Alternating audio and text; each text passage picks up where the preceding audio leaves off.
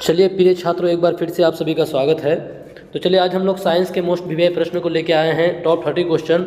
शुरू करते हैं पहले प्रश्न से। इससे पहले आप लोग को बताते चले कि कल का जो क्लास है बहुत इंपॉर्टेंट होने वाला है, क्योंकि कल हम लोग संडे स्पेशल में हम लोग कितना साइंस का 100 क्वेश्चन लेके आएंगे, 100 क्वेश्चन लेके आएंगे जिसको फटाफट हम लोग हल करते हुए चलेंगे। इसलिए कल का सेशन आप लोग भूलिएगा नहीं और मिस नहीं कीजिएगा। चाहे साइंस हो या सोशल हो, हम लोग दोनों में कल क्या करेंगे, 100 क्वेश्चन लेके आएंगे और आप लोगों को फटाफट रिवीजन कराएंगे। चलिए प्रिय छात्रों, पहला प्रश्न क्या आपके सामने में क्या बोला कि शरीर में हीमोग्लोबिन का क्या कार्य है। हीमोग्लोबिन का कार्य क्या है? क्या वो आपका ऑक्सीजन का परिवहन करता है, या फिर जीवाणु को नष्ट करना है, या फिर रक्तलाभ को रोकना है, या फिर लौह का उपयोग करना है? बताइए हीमोग्लोबिन का क्या कार्य है। तो आप लोग को बता दें कि ये जो हीमोग्लोबिन है, ये इसी के कारण खून का रंग कैसा होता है, खून का रंग इसी की वजह से लाल होता है। हीमोग्लोबिन के कारण ही खून का रंग लाल होता है। और हीमोग्लोबिन में आपका कौन सा तत्व पाया जाता है? लोहा पाया जाता है। इस बात को भी आप ध्यान रखिएगा प्रिय छात्रों। और ये हीमोग्लोबिन क्या करता है आपका, किसके साथ? ऑक्सीजन के साथ। ये आपका ऑक्सीजन के साथ रिएक्शन करके क्या बनाता है? मिलकर के ऑक्सी हीमोग्लोबिन बनाता है। क्या बनाता है प्रिय छात्रों? Oxy haemoglobin. इस बात को भी आप ध्यान रखिएगा। ऑक्सी हीमोग्लोबिन बना करके वो क्या करता है? उसका परिवहन करने का काम करता है, ऑक्सी हीमोग्लोबिन बना करके। इस बात को भी आप ध्यान रखिएगा। तो इस सवाल का जवाब क्या हो जाएगा? शरीर में हीमोग्लोबिन का क्या कार्य है? तो वो क्या करता है? ऑक्सीजन का परिवहन करता है। इस सवाल का जवाब क्या हो जाएगा? ऑप्शन नंबर ए हो जाएगा, वो ऑक्सीजन का परिवहन करता है। चलते हैं इसके बाद अगले प्रश्न में चलते हैं, प्रश्न संख्या दूसरे में चलते हैं। देखिए दूसरा प्रश्न क्या है कि मानव त्वचा का रंग बनता है, मानव त्वचा का रंग बनता है क्या आपका हीमोग्लोबिन से बनता है, या इंसुलिन से बनता है, या फिर एड्रेनलिन से बनता है, या फिर मेलानिन से बनता है? तो देखिए आपको तो अभी हीमोग्लोबिन के बारे में पता है कि हीमोग्लोबिन में कौन सा तत्व पाया जाता है? लोहा पाया जाता है। इस बात को आप ध्यान रखिएगा। इंसुलिन जो है ये आपका हार्मोन है, और कहाँ से स्रावित होता है? ये आपका अग्नाशय से। कहाँ से? अग्नाशय, जिसको पेनक्रियाज बोलते हैं। प्रिय छात्रों कहाँ से? अग्नाशय से स्रावित होता है। और अग्नाशय को कौन सा ग्लैंड बोला जाता है? मिक्स ग्लैंड बोला जाता है। अग्नाशय को मिक्स ग्लैंड यानी मिश्रित ग्रंथि बोला जाता है। इस बात को भी आप ध्यान रखिएगा। उसके बाद क्या है कि एड्रेनलिन से क्या होता है आपका? एड्रेनलिन ये भी आपका क्या है? एक हार्मोन है। ये एड्रेनलिन हार्मोन है कहाँ से आपका? ये आपका एड्रिनल ग्लैंड से स्रावित होता है। इसको लरो या उरो हार्मोन कहा जाता है। कौन सा हार्मोन? लरो या उरो हार्मोन के नाम से इसको जाना जाता है। इस बात को भी आप ध्यान रखिएगा। तो देखिए मानव त्वचा का रंग किसकी वजह से बनता है? तो वो आपका मेलानिन की वजह से बनता है। किसकी वजह से? मेलानिन। मेलानिन की वजह से ही अगर किसी के शरीर के अंदर मेलानिन अधिक मात्रा में पाया जाएगा तो वो आदमी का स्किन कैसा हो जाएगा? सांवला हो जाएगा, सांवला। और किसी के अंदर अगर मेलानिन की कमी होगा, मतलब मेलानिन कम मात्रा में पाया जाएगा, तो उसका स्किन क्या होता है? चमकदार होता है, मतलब गोरा होता है। तो देखिए कोई आदमी गोरा या काला किस पे डिपेंड करता है? वह मेलानिन पे डिपेंड करता है। चलते हैं इसके बाद अगले प्रश्न में चलते हैं। इसके अगले प्रश्न में दूसरे के बाद तीसरा प्रश्न देखिए आपके सामने है। हम लोग साइंस में फिजिक्स, केमिस्ट्री, बायो तीनों का प्रश्न लेके आए हैं और सभी चैप्टर को हम लोग टच करते हुए लेके आए हैं। देखिए क्या है कि किस अम्ल के मांसपेशियों में जमा होने के कारण मनुष्य को थकान महसूस होती है। देखिए आप सबको पता है कि देखिए जब आप अगर अधिक एक्सरसाइज यानी कोई काम कीजिएगा, फिजिकल कोई वर्क कीजिएगा, तो क्या होता है? कुछ देर बाद आपकी मांसपेशियां क्या होता है? दर्द करने लगता है। रीज़न क्या है कि उसमें आपका कौन सा अम्ल जमा हो जाता है प्रिय छात्रों? लैक्टिक अम्ल जमा हो जाता है। क्या होता है? मांसपेशियों में लैक्टिक अम्ल जमा हो जाता है, जिस वजह से आपको थकान महसूस होता है। चलते हैं इसके बाद अगले प्रश्न में चलते हैं। इस सवाल का जवाब क्या हो जाएगा? ऑप्शन नंबर ए हो जाएगा। इसके बाद चलते 3 के बाद चलते चौथा प्रश्न में। देखिए चौथा प्रश्न क्या है कि कौन सा हार्मोन लरो या उरो हार्मोन कहलाता है? किस हार्मोन को लरो या उरो हार्मोन के नाम से जाना जाता है? क्या आपका इंसुलिन हो जाएगा, या फिर एड्रेनलिन हो जाएगा, या फिर एस्ट्रोजन हो जाएगा, या फिर ऑक्सीटोसिन हो जाएगा? तो देखिए आपका ये एस्ट्रोजन और ऑक्सीटोसिन हार्मोन जो है ये आपका फीमेल हार्मोन है। कौन सा हार्मोन है प्रिय छात्रों? फीमेल हार्मोन है। इस बात को भी आप ध्यान रखिएगा।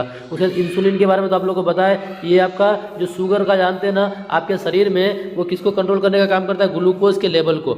इंसुलिन जो है, इंसुलिन हार्मोन आपके शरीर में ग्लूकोज के लेवल को वो नियंत्रित करता है। ग्लूकोज के लेवल को नियंत्रित करने का काम कौन करता है? आपका इंसुलिन करता है। कहाँ से स्रावित होता है? तो आपका अग्नाशय से होता है। उसके बाद इस सवाल का जवाब क्या हो जाएगा? लरो या उरो हार्मोन आपका ऑप्शन नंबर बी एड्रेनलिन हो जाएगा। एड्रेनलिन क्या हो जाएगा? किस नाम से जाना था? लरो या उरो हार्मोन के नाम से जाना जाता है। क्यों जाना जाता है? क्योंकि देखिए जब आदमी का हार्ट बीट डाउन हो जाता है, तब उस कंडीशन में भी यही हार्मोन उसको इंजेक्ट किया जाता है। तो इस सवाल का जवाब क्या हो जाएगा मेरे छात्रों? ऑप्शन नंबर बी हो जाएगा। चलते हैं इसके बाद अगले प्रश्न में चलते हैं। देखिए अगला प्रश्न क्या है आपका? अगला प्रश्न बोल रहा है डीएनए से है। डीएनए का डबल डीएनए का डबल हेलिक्स मॉडल किसने दिया था? तो किसने दिया था? तो आप ध्यान याद रखिएगा किसने दिया था? वाटसन और वो क्रिक ने दिया था। कौन दिया था? वाटसन वो क्रिक ने। इन दोनों ने मिलकर ये कहता था डीएनए डबल हेलिकल स्ट्रक्चर दिया था, डबल हेलिक्स मॉडल दिया था। इस बात को आप लोग ध्यान रखिएगा, ऑप्शन नंबर डी हो जाएगा। आप लोग कमेंट बॉक्स में जरा बता दीजिए कि सर डीएनए का स्टैंडर्ड फॉर्म क्या है या फिर डीएनए का फुल फॉर्म क्या है, आप लोग कमेंट बॉक्स में बता दीजिए। चलते हैं इसके बाद अगले प्रश्न में चलते हैं। देखिए अगला प्रश्न क्या है आपका? लिगामेंट एक रचना है जो जोड़ती है। लिगामेंट किसको जोड़ने का काम करता है? क्या अस्थियों को पेशियों से, या फिर अस्थि को अस्थि से, या फिर अस्थियों को तंत्रिका से, या फिर पेशी को त्वचा से? तो आप यहाँ बताइए कि लिगामेंट जो है वो किसको जोड़ने का काम करता है। तो आप लोग को बताते चले क्या है आपका? अस्थि को क्या बोलते हैं? आपको अस्थि को हड्डियाँ बोला जाता है। तो देखिए आपका एक क्या होता है? एक लिगामेंट होता है और एक टेंडन होता है। तो क्या हो जाएगा आपका? लिगामेंट अस्थि को अस्थि से जोड़ने का काम करता है। किससे जोड़ने का प्रिय छात्रों? अस्थि को अस्थि से, मतलब हड्डी को हड्डी से जोड़ने का काम कौन करता है? आपका लिगामेंट करता है, हड्डी को हड्डी से। लेकिन हड्डियों को मांसपेशियों से जोड़ने का काम अगर पूछ दे आपको, अगर ये पूछ दे कि सर अस्थि जो है इस अस्थि को मांसपेशियों से जोड़ने का काम कौन करेगा, तो आपका कोई और नहीं बल्कि कौन करता है प्रिय छात्रों? वो टेंडन करता है। कौन करता है?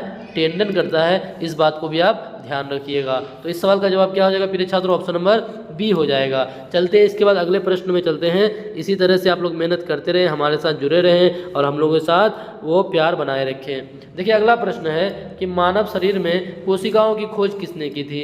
कोशिकाओं की खोज किसने की थी? ऐसे भी आप सवाल बना सकते हैं कि कोशिका की खोज किसने की। तो क्या आपका चार्ल्स डार्विन हो जाएगा, या फिर रॉबर्ट हुक हो जाएगा, या फिर हर्बर्ट स्पेनर हो जाएगा, या फिर आइंस्टीन हो जाएगा? तो सबको पता है कि कोशिका की खोज, जीवित कोशिका की खोज, देखिए कोशिका की खोज किसने की? तो सबको पता है रॉबर्ट हुक ने की थी। किसने की थी? रॉबर्ट हुक ने। कब की थी? 1665 ईस्वी में। कब की थी प्रिय छात्रों? 1665 ईस्वी में कोशिका की खोज किसने की थी? रॉबर्ट हुक ने की थी। तो इस सवाल का जवाब क्या हो जाएगा? ऑप्शन नंबर बी हो जाएगा। चलते हैं इसके बाद अगले प्रश्न में चलते हैं। 7 के बाद 8वां प्रश्न में चलते हैं। देखिए 8वां प्रश्न क्या बोल रहा है आपका? हरित गृह प्रभाव का अर्थ है, जो ग्रीन हाउस है ना उसका क्या अर्थ है? क्या वायुमंडल में ग्रीन हाउस गैसों के घनीकरण के कारण वायुमंडल के तापमान का बढ़ना, या फिर बढ़े हुए तापमान में सब्जियों तथा फूलों का उत्पादन करना, या फिर शीशे के मकान में खाद्य फसलों का उत्पादन करना, या फिर उपरोक्त में से कोई नहीं? तो देखिए ग्रीन हाउस का अर्थ क्या होता है प्रिय छात्रों? वो क्या हो जाएगा कि वायुमंडल में ग्रीन हाउस गैसों के घनीकरण के कारण वायुमंडल जो है इसका तापमान का बढ़ना, यही आपका क्या कहलाएगा? हरित गृह प्रभाव का अर्थ कहलाएगा। तो इस सवाल का जवाब क्या हो जाएगा प्रिय छात्रों? ऑप्शन नंबर ए हो जाएगा। ऑप्शन नंबर ए हो जाएगा इस सवाल का जवाब। इस बात को भी आप ध्यान रखिएगा। चलते हैं इसके बाद अगले प्रश्न में चलते हैं। अगला प्रश्न आपके सामने में देखिए, रुकिएगा थोड़ा सा। देखिए अगला प्रश्न अब आया आपके सामने। हाँ देखिए प्रिय छात्रों, अगला प्रश्न क्या है कि निम्नलिखित में से कौन आहार श्रृंखला का निर्माण करता है? आप जानते हैं आहार श्रृंखला, जैसे पहला अगर हो गया कोई जिसको उत्पादक बोलते हैं, उसके दूसरा स्तर पे जो रहता है वो उपभोक्ता होता है, तीसरे स्तर में रहता है तो ये भी आपका क्या उपभोक्ता होता है, या फिर इससे आगे भी स्तर हो सकता है प्रिय छात्रों। वो डिपेंड करता है श्रृंखला पर किस तरह का आहार है। तो देखिए आहार श्रृंखला का निर्माण करते हैं, कैसे निर्माण करेगा? तो देखिए क्या घास, गेहूं तथा आम। तो देखिए आहार श्रृंखला का निर्माण कैसे होता है कि पहला वाला जो आहार होता है उसको दूसरा वाला आहार क्या करता है, या फिर जो दूसरा रहता है वो उसको पहले वाले को खाने का काम करता है। तो बताइए घास को तो गेहूं खाएगा नहीं, तो ये वाला ऑप्शन होगा नहीं। दूसरा ऑप्शन क्या है प्रिय छात्रों? घास है, घास को बकरी खा रहा है और बकरी को मानव खा रहा है, ये कुछ हद तक सही है। फिर आगे वाला भी ऑप्शन देख रहे हैं कि बकरी है, बकरी को गाय खा रहा है, बिल्कुल नहीं, ये तो गलत हो जाएगा। घास है, घास को मछली खा रहा है और मछली को बकरी, ये भी गलत हो जाएगा। तो यहाँ पे आहार श्रृंखला का निर्माण कौन कर रहा है प्रिय छात्रों? ऑप्शन नंबर बी हो जाएगा कि जो आपका क्या है, घास है, घास को बकरी खा रहा है और बकरी को मानव खा रहा है। तो इस सवाल का जवाब क्या हो जाएगा? आपका ऑप्शन नंबर बी हो जाएगा। चलते हैं इसके बाद अगले प्रश्न में चलते हैं फटाफट। देखिए विश्व पर्यावरण दिवस किस दिन मनाया जाता है? इसको आप लोग कमेंट बॉक्स में बताना है आप लोगों को कि विश्व पर्यावरण दिवस कब मनाया जाता है। क्या आपका 7 अप्रैल को मनाया जाता है, या 6 अगस्त को, या फिर 5 जून को, या फिर 16 जून को? आप सबको पता है कि विश्व पर्यावरण दिवस कब मनाया जाता है? 5 जून को मनाया जाता है। कब मनाया जाता है प्रिय छात्रों? 5 जून को मनाया जाता है। तो इस सवाल का जवाब क्या हो जाएगा आपका? 5 जून हो जाएगा। इसके बाद चलते हैं अगले प्रश्न में, प्रश्न संख्या 11 में। देखिए यहाँ से आपका केमिस्ट्री का सवाल शुरू हो गया, रसायन शास्त्र का सवाल शुरू हो गया। तो देखिए यहाँ पे आप देखिएगा क्या है कि इमली जो है जिसको तेतल बोलते हैं में कौन सा अम्ल पाया जाता है। क्या इमली में एसिडिक अम्ल पाया जाता है, या साइट्रिक अम्ल पाया जाता है, या फिर टार्टरिक अम्ल पाया जाता है, या फिर ऑक्जेलिक अम्ल पाया जाता है। तो देखिए अम्ल से रिलेटेड ना आपको एक सवाल हर हाल में पूछेगा कि किसमें कौन सा अम्ल पाया जाता है। तो आपको बताते चले कि यहाँ पे एसिडिक अम्ल ये किसमें पाया जाता है प्रिय छात्रों, ये आपका सिरका में पाया जाता है। किसमें पाया जाता है, सिरका में आपका एसिडिक अम्ल पाया जाता है। साइट्रिक अम्ल जो है ये आपका खट्टे चीज़ों में जैसे कि आपका नींबू हो गया, खट्टे चीज़ों के अंदर जैसे नींबू हो गया, संतरा हो गया, इन सभी चीज़ों में आपका क्या पाया जाता है, साइट्रिक अम्ल पाया जाता है। आपका ऑक्जेलिक अम्ल जो है ये आपका किसमें पाया जाता है, पालक में पाया जाता है। ऑक्जेलिक अम्ल किसमें पाया जाता है प्रिय छात्रों, पालक में पाया जाता है। उसके बाद टमाटर में पाया जाता है। किसमें पाया जाता है, पालक और टमाटर में। तो आपका किसमें, पालक और टमाटर में आपका क्या पाया था प्रिय छात्रों, ऑक्जेलिक अम्ल पाया था। इन सभी बातों को भी आप नोट कर लीजिएगा। तो क्या पता इमली पूछा था, तो इमली आपका किसमें पाया जाएगा, टार्टरिक अम्ल। इमली में क्या पाया जाएगा, टार्टरिक अम्ल पाया जाएगा। इस सवाल का जवाब क्या हो जाएगा, ऑप्शन नंबर सी हो जाएगा। इसके बाद चलते हैं अगले प्रश्न में फटाफट, प्रश्न संख्या 12 में। 12 देखिए क्या है कि फलों को कृत्रिम रूप से पकाने के लिए कौन सी गैस प्रयुक्त की जाती है। देखिए आप सबको पता है कि अभी रमज़ान का महीना है, इसमें क्या होता है, बहुत ज़्यादा फल बिकता है, जिस वजह से ना जो दुकानदार होता है वो क्या करेगा, उसको तो बेचना है, बेचने के लिए वो जल्दी जल्दी उसको पकाता है। तो पकाने के लिए वो क्या करता है, कौन सा गैस का इस्तेमाल करता है, तो आप ध्यान रखिएगा कि फलों को पकाने के लिए एथिलीन का इस्तेमाल किया जाता है। किसका इस्तेमाल किया जाता है, एथिलीन गैस का इस्तेमाल किया जाता है प्रिय छात्रों। इस सवाल का जवाब क्या हो जाएगा, ऑप्शन नंबर ए हो जाएगा। चलते हैं इसके बाद अगले प्रश्न में चलते हैं। 12 के बाद 13वां प्रश्न। देखिए 13वां प्रश्न आपका क्या है, देखिए बोला एल्कीन का सामान्य सूत्र। एल्कीन का सामान्य सूत्र, एक आपका क्या हो जाता है, अल्केन होता है, AL, एक होता है आपका अल्केन, एक होता है आपका अल्कीन, एक होता है आपका अल्काइन। ये यहाँ से भी आपका सवाल बन सकता है। अल्केन का क्या हो जाता है, CnH2n+2। उसके बाद इसका क्या हो जाएगा आपका, CnH2n हो जाएगा, और इसका क्या हो जाएगा, CnH2n-2। ऐसा ही होता है प्रिय छात्रों, बताइए आप लोग, ऐसा ही होता है ना। तो प्रिय छात्रों आपका अल्केन का जनरल फॉर्म क्या हो जाएगा, CnH2n थोड़ा रुकिएगा आप लोग, क्या हो जाएगा, CnH2n+2 हो जाएगा। उसके बाद आपका अल्केन का CnH2n हो जाएगा, और अल्काइन का CnH2n-2 हो जाएगा। तो आपको क्या पूछा था, अल्कीन का पूछा था, तो अल्कीन का क्या हो जाएगा, कहाँ पे, CnH2n, ऑप्शन नंबर ए में है। तो इस सवाल का जवाब क्या हो जाएगा, ऑप्शन नंबर ए हो जाएगा। बाकी को भी आप ध्यान रखिएगा, नोट करते हुए चलिएगा, ताकि एग्जाम में आपका कोई भी पूछ सकता है। चलते हैं इसके बाद अगले प्रश्न में। देखिए 14वां प्रश्न क्या है आपका, कि गोबर गैस का मुख्य अवयव क्या है। गोबर गैस का मुख्य अवयव क्या है, क्या आपका एथेन हो जाएगा, या मीथेन हो जाएगा, या फिर प्रोपेन हो जाएगा, या फिर एसिटिलीन हो जाएगा। तो आप सबको पता है कि गोबर गैस का मुख्य अवयव क्या हो जाएगा, आपका मीथेन हो जाएगा। क्या हो जाएगा प्रिय छात्रों, मीथेन हो जाएगा। ये आपका क्या हो जाएगा, मीथेन हो जाएगा, CH4 हो जाएगा। इस सवाल का जवाब क्या हो जाएगा, ऑप्शन नंबर बी हो जाएगा। चलते हैं इसके बाद अगले प्रश्न में। इसके बाद अगले प्रश्न में देखिए क्या है, 15वां प्रश्न आपका फंक्शनल ग्रुप से है। आपका फंक्शनल ग्रुप से है प्रिय छात्रों, क्या है कि एल्डिहाइड में पाया जाने वाला अभिक्रियाशील मूलक है। एल्डिहाइड में क्या पाया जाएगा, तो आप लोग को बता दें फटाफट, आप लोग को बता दें क्या कि यहाँ पे जो OH है, OH आपका किसमें पाया जाता है, अल्कोहल में पाया जाता है। उसके बाद आपका ये जो आपका है C≡O, ये आपका कीटोन में पाया जाता है। और आपका यहाँ पे जो COOH, ये आपका कार्बोक्सिलिक एसिड में, किसमें, कार्बोक्सिलिक एसिड में पाया जाता है। इस बात को भी आप ध्यान रखिएगा। आपका बचा कौन, सिर्फ CHO, और यही क्या हो जाएगा, इस सवाल का जवाब हो जाएगा बॉन्ड CHO। ये आपका क्या हो जाता है, आपका एल्डिहाइड में पाया जाता है। बाकी सब बातों को भी आप नोट करते हुए चलिएगा। चलते हैं इसके बाद अगले प्रश्न में, 15 के बाद 16वां प्रश्न में चलते हैं। देखिए 16वां प्रश्न क्या है कि 3 से 12 समूह वाले तत्वों को तत्व या संक्रमण तत्व कहा जाता है। 3 से 12 समूह वाले तत्वों को तत्व या संक्रमण तत्व कहा जाता है, यानी उसको किस ब्लॉक में रखा गया है। 3 से 12 वाले जो तत्व है, समूह 3 से समूह 12 तक का जो जितना सारा भी तत्व है, उसको किस ब्लॉक में रखा गया है। तो क्या उसको C block, A block, D block, या फिर B ब्लॉक। तो आप सबको पता है कि जो पीरियडिक टेबल है, ये आवर्त सारणी जो तत्वों की संख्या के बढ़ते क्रम में सजाया गया था, इसको क्या किया गया है, इसमें टोटल 18 समूह है। कितने समूह प्रिय छात्रों, 18 समूह है। तो बोला है कहाँ से, 3 से लेकर के यहाँ से लेकर यहाँ तक 12 को। तो इसको आपको पता है कि इसको S बोलते हैं, यहाँ वाले को P बोलते हैं, यहाँ वाले को D बोलते हैं। और जो आपका एक सीरीज नीचे में है लेंथेनाइड और रेक्टिनाइड, उसको कौन सा ब्लॉक में रखा गया है, F ब्लॉक में रखा गया है। तो आपको बोला था कि 3 से 12, तो 3 से 12 क्या हो जाएगा प्रिय छात्रों, वो आपका D ब्लॉक में हो जाएगा। ऑप्शन नंबर C हो जाएगा। इस सवाल का जवाब ऑप्शन नंबर C हो जाएगा। चलते हैं इसके बाद अगले प्रश्न में, 16 के बाद चलते हैं 17वां प्रश्न में। देखिए 17वां प्रश्न क्या है, फटाफट आप लोग इस तरह रिवाइज करते चले कि निम्नलिखित में से कौन सा एक अपर रूप का उदाहरण नहीं है? कौन आपका अपर रूप का उदाहरण नहीं है? क्या आपका हीरा हो जाएगा, या फिर ग्रेफाइट हो जाएगा, या फिर ओजोन हो जाएगा, या फिर स्टील हो जाएगा? तो आप सबको पता है कि हीरा अपर रूप का उदाहरण है, ग्रेफाइट भी अपर रूप का उदाहरण है, और ओजोन भी अपर रूप का उदाहरण है। ये दोनों आपका कार्बन का अपर रूप है, और ये आपका किसका, ओजोन किसका है? आपका ऑक्सीजन का अपर रूप है। आपका जो बचा एक स्टील जो बचा, ये स्टील किसी का भी अपर रूप नहीं है प्रिय छात्रों। तो इस सवाल का जवाब क्या हो जाएगा? ऑप्शन नंबर डी, क्योंकि नहीं मांगा था और आपको नहीं में ही जवाब देना था। चलते हैं इसके बाद 18वां प्रश्न में चलते हैं। आज के सेशन का 18वां प्रश्न देखिए क्या बोला है कि ब्रोमीन के संबंध में निम्नलिखित में से कौन सा कथन सही है बोला है। आपको पता है कि ब्रोमीन जो होता है उसका बी आर इसका संकेत क्या होता है? बी आर हो जाता है। और इसका अगर आप बोलिएगा इसका एटॉमिक नंबर कितना होता है? 35 होता है। और ये आपका कौन सा हेलोजन ग्रुप में है, ये बात जानते हैं। और इसके बारे में आप ये जानते हैं कि ये आपका क्या है? अधातु है। इतना आप लोग पहले से जानते हैं कि एकमात्र अधातु है जो किस अवस्था में पाया जाता है प्रिय छात्रों? द्रव अवस्था में पाया जाता है। अब देखिए देख रहे हैं क्या क्या बातें बोला है। क्या यह एक धातु है? सही कथन ढूंढने बोला था ना, तो क्या एक धातु है? बिल्कुल नहीं, ये क्या आपका एक अधातु है। उसके बाद ये सामान्य ताप पर एक ठोस है? बिल्कुल नहीं, ये सामान्य ताप पर क्या है? द्रव अवस्था में पाया जाता है। ये सामान्य ताप पर एक द्रव है? बिल्कुल, यही इस सवाल का क्या हो जाएगा मेरे छात्रों? सही जवाब होगा। उसके बाद क्या ये सामान्य ताप पर गैस है? बिल्कुल ये भी नहीं, ये भी गलत हो जाएगा। तो इस सवाल का जवाब क्या हो जाएगा? ऑप्शन नंबर सी हो जाएगा। चलते हैं इसके बाद अगले प्रश्न में चलते हैं। अगला प्रश्न आपके सामने में ये रहा, अगला प्रश्न ये रहा आपके सामने में कि वायुमंडल में सर्वाधिक मात्रा में पाई जाने वाली अकीर्य गैस है। कि वायुमंडल में आप पहले बता दीजिए कि सर्वाधिक मात्रा में कौन सा गैस पाया जाता है। तो आप सबको पता है कि सर्वाधिक मात्रा में नाइट्रोजन पाया जाता है, उसके बाद फिर ऑक्सीजन पाया जाता है। फिर बोला है क्या यहाँ पे आपको अकीर्य गैस की बात किया है कि सर्वाधिक मात्रा में कौन सा अकीर्य गैस पाया जाता है। तो आप सबको पता है प्रिय छात्रों कि कौन सा हो जाएगा? वो आपका आर्गन हो जाएगा। क्या हो जाएगा? आपका आर्गन। कितना % पाया जाता है? तो आपका 0.94% आपका पाया जाता है। इस बात को भी आप ध्यान रखिएगा। चलते हैं इसके बाद अगले प्रश्न में चलते हैं। प्रश्न संख्या 20 में चलते हैं। प्रश्न संख्या 20 में चलते हैं।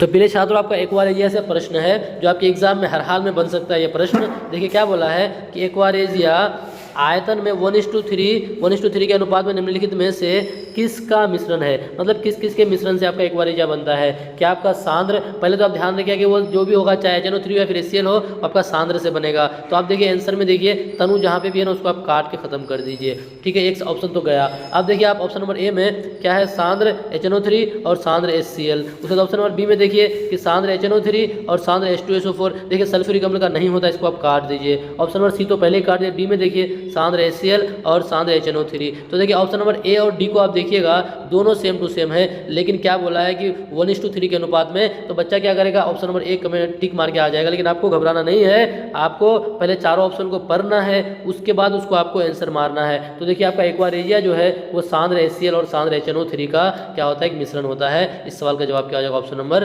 डी हो जाएगा प्रिय छात्रों। चलते हैं इसके बाद अगले प्रश्न में चलते हैं। अगला प्रश्न आपके सामने में ये रहा अगला प्रश्न क्या है कि न्यूटन के, अब यहाँ से फिजिक्स का प्रश्न शुरू हो गया कि न्यूटन के पहले नियम को भी कहा जाता है। न्यूटन, आपको पता है कि न्यूटन साहब ने 3 नियम दिया था। न्यूटन का प्रथम गति नियम, द्वितीय गति नियम और तृतीय गति नियम। तो प्रथम गति नियम को किस नाम से जाना जाता है? क्या आपका आघूर्ण का नियम, या फिर जड़त्व का नियम, या फिर ऊर्जा का नियम, या फिर संवेग का नियम? तो आप सबको पता है कि न्यूटन के प्रथम नियम को क्या बोलते हैं? जड़त्व का नियम भी नाम से जाना जाता है। जड़त्व के नियम के भी नाम से जाना जाता है। इस सवाल का जवाब क्या हो जाएगा मेरे छात्रों? ऑप्शन नंबर बी हो जाएगा। चलते 21 के बाद चलते 22वां प्रश्न में। 22वां प्रश्न देखिए क्या बोल रहा है कि रॉकेट जो है आपका, रॉकेट किस सिद्धांत पर कार्य करता है? क्या आपका न्यूटन के तृतीय गति नियम के आधार पर, या फिर न्यूटन का प्रथम गति नियम के आधार पर, या फिर न्यूटन का द्वितीय गति नियम के आधार पर, या फिर आर्किमिडीज का सिद्धांत पर? आप लोग जवाब देते चले फटाफट। और आप लोग ये भी जानते हैं कि न्यूटन साहब ने, इन्होंने क्या किया था, वो गति के 3 नियम को दिए थे। तो बताइए किस नियम के आधार पर आपका रॉकेट चलता है? तो देखिए आप सबको पता है कि न्यूटन का जो तृतीय गति नियम है, इसमें क्या होता है कि हर एक क्रिया के विपरीत बराबर प्रतिक्रिया होता है, और इसी को संवेग संरक्षण का सिद्धांत भी शायद कहा जाता है। और इसी के आधार पर ना आपका न्यूटन का नहीं, देखिए इसी के आधार पर आपका न्यूटन का क्या, न्यूटन के तृतीय नियम के आधार पर ही क्या होता है प्रिय छात्रों? रॉकेट आपका चलता है। रॉकेट जो आपका चलता है कि न्यूटन के तृतीय नियम के आधार पर ही चलता है। मतलब जितना, देखिए तृतीय नियम क्या बोलता है कि आप जितना स्पीड से कार्य कीजिएगा उसका ऑपोजिट आपको उतना ही उसका रिएक्शन देखने को मिलता है। जैसे आप क्या करते हैं, नाव में खड़ा रहते हैं और नाव में खड़ा होकर कूद करके पानी में जो नहाने के लिए कूदते हैं, तो जितना गति से आप आगे कूदिएगा उतना ही गति से वो नाव पीछे की ओर भी बढ़ता है। ये किस पे, ये न्यूटन का का कौन सा नियम को फॉलो करता है? तो न्यूटन का तृतीय गति नियम को फॉलो करता है। चलते हैं इसके बाद अगले प्रश्न में प्रिय छात्रों। अगला प्रश्न क्या है? देखिए बोला है कि सेल्सियस मापक्रम पर जल का क्वथनांक Bp तथा हिमांक मतलब Fp यानी मेल्टिंग पॉइंट और बॉइलिंग पॉइंट पूछा है। जल का मेल्टिंग पॉइंट और बॉइलिंग पॉइंट पूछा है। तो देखिए Bp मतलब यानी बॉइलिंग पॉइंट मतलब यानी उबलता है। तो किस ताप पे उबलता है? तो आपका 0 डिग्री सेल्सियस पे नहीं उबलता बल्कि किस पे उबलता है? 100 डिग्री सेल्सियस पे। तो पहले आप पढ़िएगा कि पहले क्या बोला है। देखिए दोनों ऑप्शन ए और बी जो है कंफ्यूज करने वाला है। बच्चा क्या करेगा, उसको पता है कि 0 और 100 होता है तो पहले ए में ही टिक मार के आ जाएगा, बिल्कुल गलत है। पहले आप पढ़िएगा क्या बोला है, Bp बोला है। Bp मतलब यानी बॉइलिंग कितना में होता है? 100 में होता है। और मेल्टिंग कितना में होता है? 0 में होता है। तो इस सवाल का जवाब क्या हो जाएगा? ऑप्शन नंबर बी हो जाएगा। इसके बाद चलते हैं अगले प्रश्न में। अगला प्रश्न आपके सामने में ये रहा कि ध्वनि की वो विशेषता जो एक मादा ध्वनि को नर ध्वनि से भिन्न करती है क्या कहलाती है? देखिए जैसे एक मादा अगर बोलती है या फिर एक नर बोलता है तो उसमें क्या आपको पता लगता है कि कोई फीमेल बोल रही है कोई मेल बोल रहा है, उससे पता चलता है। तो किस कारण से? तो वो आपका किस कारण से भिन्न होता है? तो तारत्व, जिसको पिच बोला जाता है। क्या बोलते हैं? पिच, या फिर उसको हिंदी में तारत्व बोला जाता है। तो इस सवाल का जवाब क्या हो जाएगा? ऑप्शन नंबर ए हो जाएगा प्रिय छात्रों। चलते हैं इसके बाद अगले प्रश्न में 24 के बाद 25वां प्रश्न। देखिए 25वां प्रश्न आपका क्या है कि ध्वनि तरंगे किस माध्यम में नहीं चल सकती है? किस माध्यम में ध्वनि तरंगे नहीं चल सकती है? क्या आपका ठोस माध्यम हो जाएगा, या द्रव माध्यम हो जाएगा, या फिर गैस माध्यम हो जाएगा, या फिर निर्वात हो जाएगा? तो आप सबको पता है कि निर्वात में ध्वनि तरंगे नहीं चल सकती है। तो इस सवाल का जवाब क्या हो जाएगा? ऑप्शन नंबर डी हो जाएगा। और सबसे ज़्यादा अगर बोले किस में चलेगा तो आपका ठोस माध्यम में हो जाएगा। सबसे ज़्यादा ध्वनि तरंगे किस माध्यम में चलेगा? ठोस माध्यम में। अगर नहीं चलेगा तो वो किस में नहीं चलेगा? निर्वात में नहीं चलेगा। चलते इसके बाद अगले प्रश्न में चलते प्रिय छात्रों फटाफट। देखिए अगला प्रश्न आपका क्या बोल रहा है कि पानी में लटका कर बैठे हुए व्यक्ति को उसका पैर मुड़ा हुआ और छोटा दिखाई पड़ता है। जब आप पानी में बैठे रहिएगा तो आपको आपका पैर ना थोड़ा सा मुड़ा हुआ और छोटा दिखता है। किस कारण से? क्या हुआ आपका अपवर्तन के कारण से, या परावर्तन के कारण से, या फिर विवर्तन के कारण से, या फिर परिक्षेपण के कारण से?